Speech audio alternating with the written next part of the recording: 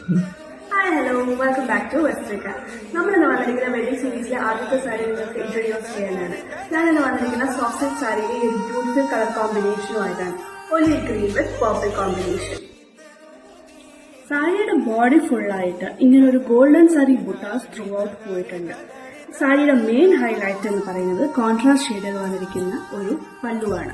പല്ലു നോക്കിക്കേ, ഫുള്ളായിട്ടൊരു ഗോൾഡൻ സാരി ഇൻ ഡയമണ്ട് ഷെയ്ഡ്സിൽ ഫുൾ ത്രെഡ് വീവിംഗ് പോയിട്ടുണ്ട്.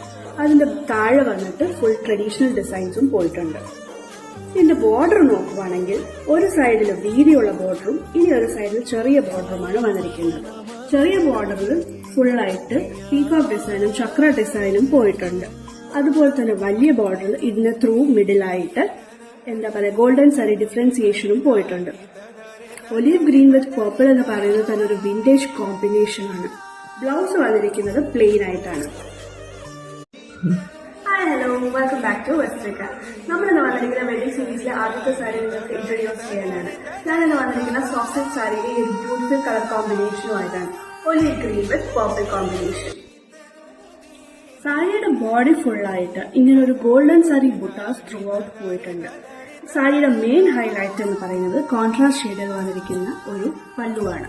പല്ലു നോക്കിക്കേ, ഫുള്ളായിട്ടൊരു ഗോൾഡൻ സാരി ഇൻ ഡയമണ്ട് ഷെയ്ഡ്സിൽ ഫുൾ ത്രെഡ് വീവിംഗ് പോയിട്ടുണ്ട്. അതിന്റെ താഴെ വന്നിട്ട് ഫുൾ ട്രഡീഷണൽ ഡിസൈൻസും പോയിട്ടുണ്ട്.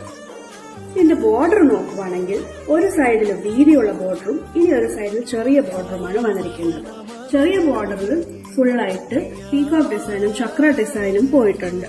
അതുപോലെ തന്നെ വലിയ ബോർഡറിൽ ഇതിന് ത്രൂ മിഡിലായിട്ട് ഗോൾഡൻ സാരി ഡിഫറൻസിയേഷനും പോയിട്ടുണ്ട്. ഒലിവ് ഗ്രീൻ വിത്ത് പർപ്പിൾ എന്ന് പറയുന്നത് തന്നെ ഒരു വിന്റേജ് കോമ്പിനേഷൻ ആണ്. ബ്ലൗസ്